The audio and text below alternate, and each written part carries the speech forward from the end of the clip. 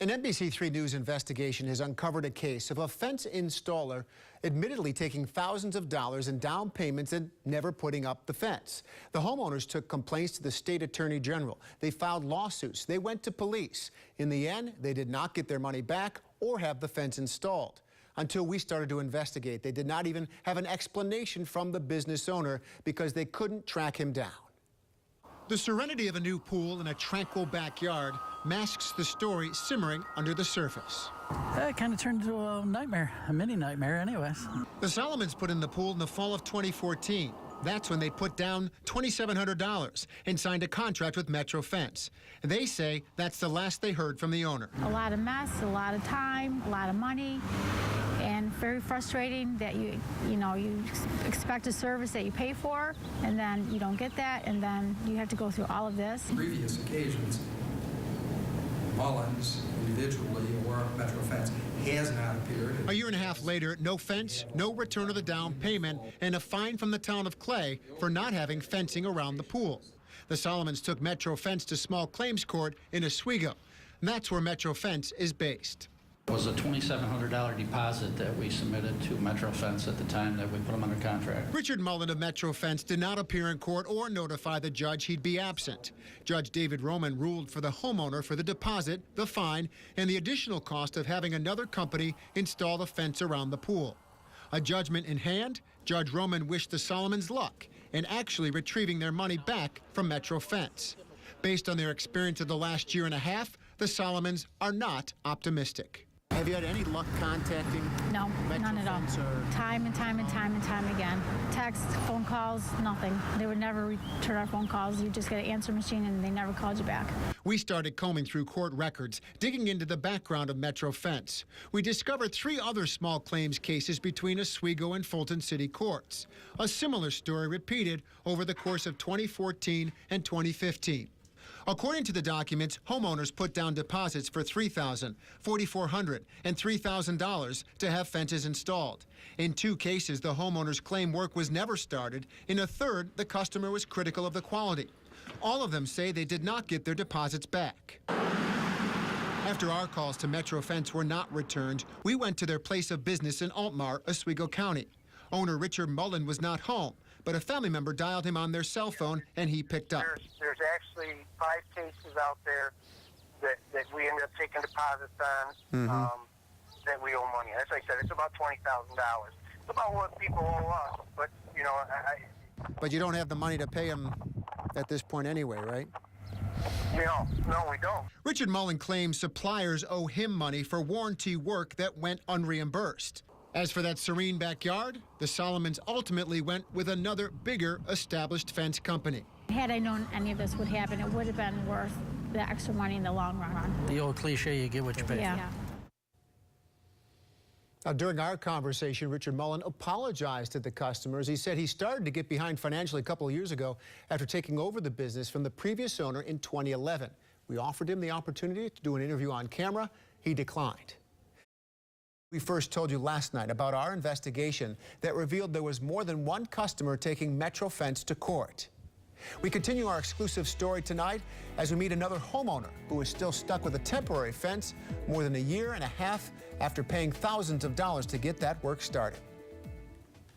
The orange plastic temporary fence easily tumbles with a good gust of wind. It's unsightly. It doesn't meet town code. It's a symbol of frustration for homeowner Brian Brown.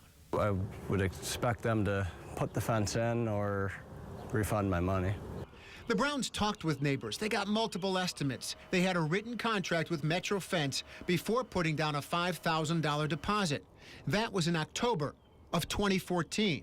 The fence never arrived. The Browns say Metro Fence kept the deposit. What was your frustration as time went on, that you didn't have your fence, and was that difficult to deal with?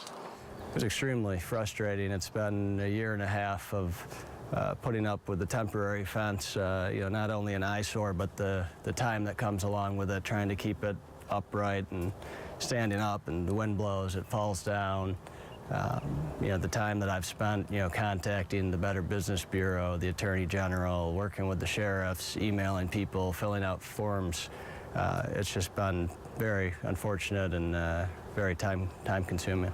Brian Brown says he spent countless hours trying to prod Metro Fence to do the work or give the money back. During that time, he did not know there were at least 4 other customers who had put down thousands of dollars in deposits for fence work they say did not get done. We dug through court records and discovered several small claims cases with judgments against Metro Fence. Each owner we talked with said communication with Richard Mullen and Metro Fence came to a halt when it was time for work to be done. When our calls were not returned, we went to Metro Fence in Altmar in Oswego County. A family member dialed Mullen's cell. He picked up. He explained Metro Fence is out of business. He gave a detailed explanation for how he got behind financially. I know some of the customers that we've talked to said that they were frustrated they couldn't get a hold of you or talk to you about it or communicate with you about it, though, either. Yeah. Well, no, we try to communicate. You try to communicate with somebody and try to explain to them what they're happening, and they think you're lying to them all the time. So at a certain point, I'm not going to talk to them and tell them, the same story that I'm telling them because I think I'm lying and making this up. This is what's happened, and I apologize for it, but this is what's happened, and we're trying to work through it. By Mullen's own estimate, he owes 5 customers roughly $20,000 in deposits. He tells us he does not plan to pay them back. At least 2 customers raised this concern and complaints to the New York State Attorney General's office. Brian Brown received a form letter from the office saying, "I trust this information is helpful." It was attached to a promise from Metro Fence that they would install the fence when supplies were available. Brian received that information 1 year after putting his money down. How could that be satisfactory that the guys had my money for a year? He was supposed to order the material when I paid him the money, and a year later he's still trying to get the material. To me, there should have been some more, hopefully, I was thinking that something else would be done there. What could these homeowners have done differently? Metro Fence had a good word-of-mouth reputation before being sold to then-employee Richard Mullen in 2011. Brian Brown paid his $5,000 deposit with his American Express. He retrieved $4,000 back from Amex after pointing out his years as a trusted customer. He is now contracted with another fence company to do the work this month. I'd be very cautious in the future to give anybody money up front before material showed up at my house or some work began. We did reach out to the New York State Attorney General to see whether they would comment on the complaints filed against Metro Fence. Their press office told us they cannot comment on active investigations. They did urge any consumer with a concern to reach out to the Attorney General and file a consumer complaint. You can call 1-800-771-7755 to do that. You can also get that number by going to our web story about Metro Fence. We'll also link you to the Attorney General's site, and we have some tips for homeowners hiring contractors. That's at cnycentral.com. We have new information tonight as we continue to investigate a fence company that has several judgments against it for taking customer deposits and not putting up their fences. It's a story we first brought you a few weeks ago. The owner of Metro Fence admitted to us he took customer money but was now out of business and not planning to do the work. Since our stories aired, we've learned from customers that the New York Attorney General's office has contacted some of them about their complaints. Also, a lawsuit reveals Metro Fence has 22 more customers with problems that have not been fully addressed. And the owner of Metro Fence is an elected official. He's on the Albion Town Council in Oswego County. Since our initial story aired a few weeks ago, we learned he was elected last fall to the Albion Town Board. We were told not to record. Some members of the town board tried to keep our photographer from recording video at their meeting. When the meeting ended, Mullen avoided the camera. I told you I had nothing to say to you. We'll talk to you right here. I had nothing to say. You didn't mention that you're on the town council. Right. So that's why we're here. You're a public official. Other Albion Town Board members headed for the door. What do you guys think about what's going on? No comment? It'd be easier if we just talked to you. What's up? I'm not talking to you. I said no comment. Well, then we'll wait. You're going to wait. He went into the town office and closed the door. Now, what's your name? My name's Aaron Walter, And what's your role here? town supervisor. Town supervisor? Yes. And so what's your thought about having somebody on the town council who's... I don't have any comment who's at all not going regarding to it. court It has nothing to do with appearances. town business. Well, it does, because does he not have was anything just to do with elected town to office, but he's had court No, appearances no more scheduled. comment, sir. Okay. I'm asking to talk to Mr. Mullen about... Go up to his house. We've been to his house. Okay, and you talked to him. He wasn't there. You talked to him on the phone. Nobody can reach him. You talked to him on the phone. I Right. saw you talk to him on the Right, phone. so you're aware of what we're here for then? I'm aware that you've spoken to Mr. Mullen, yes. Right. And at the time, we weren't aware that he was an elected official in the town of Albion. Okay. Since then, we have been. So we came to tonight's meeting for an opportunity to have him talk about running for office while also not going to court appearances. Excuse me. Small claims court is not the only legal conflict for Metro Fence. When we first talked to Mullen last month, he said warranty work for past customers put him in a financial hole. Mullen sued B&H Wholesale, claiming the supplier failed to make good on warranties dating back to 2011. Court documents show Metro Fence claimed B&H owed it just over $225,000 because 19 customers had fences needing replacing because of failed parts. Metro had already placed 2 others. B&H countersued.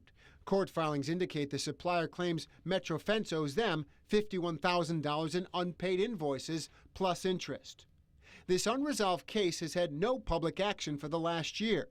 We hoped for an explanation from owner Richard Mullen about the lawsuit, running for elected office, and missing required small claims court appearances. Here's what's happened. You're in the middle. Yes, So- and you're in my building. Right, so it's not your building. I'm the town supervisor. You are. It's not your building, though. I mean, that to be clear. All he has to do is come out, and we'll talk to him. He doesn't want to come out. He did not come out. came to a The meeting to supervisor talk to him. threatened to We call have no the right to Oswego talk to County him. sheriff. We left the building and waited for a half hour to talk with Richard Mullen. Eventually, a deputy did show up. Are they calling in on you guys? Holding them hostage? The deputy talked with Mullen inside the building. Mullen avoided our camera by getting picked up at the back door by the white van you see pulling away. Now, one of the customers who was included in the back-and-forth case between Metro Fence and wholesale supplier B&H has waited for 4 years for his fence to be fixed properly. James Austin filed a complaint with the Attorney General. He received a form letter reply from the Attorney General's Bureau of Consumer Fraud last fall. After our story aired earlier this month, the Attorney General's office contacted him again, saying he might be hearing soon from B&H Wholesale. He has not heard from them yet. As of this today, no further action has taken place from the Attorney General. We will be staying in contact with the Attorney General's office to follow up on the customer complaints. They told us today there is nothing new to report. We have new information tonight on an NBC3 investigation that started more than 8 months ago. In March, some homeowners contacted us looking for someone to listen to their story. They claimed they had paid thousands of dollars to a local fence company who took their down payment but never did the work. Well, tonight, after our investigation, the state attorney general has gone to court against the owners of Metro Fence.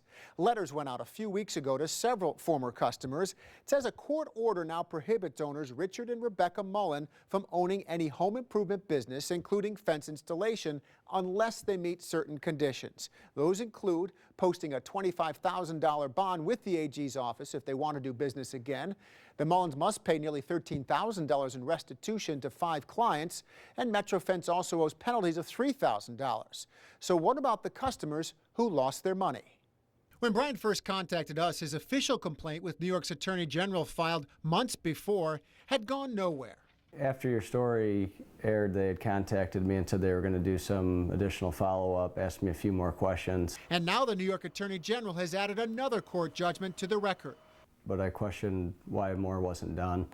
To me, it's just frustrating that, the Mullins have my money, they have other people's money, and the judgment to me, I don't know, maybe I'll see that money, maybe I won't. Maybe it'll be 5 years from now before I see it, and in my eyes, they're walking around with my money with really no punishment. I contacted the Attorney General's office to talk further about the court action against Metro Fence. They have yet to comment. I have been in touch with some of the other Metro Fence customers who received that same letter from the AG. They do not expect to get their money back either. The Attorney General wrote in that letter, quote, "This process does not guarantee that your claim will be paid."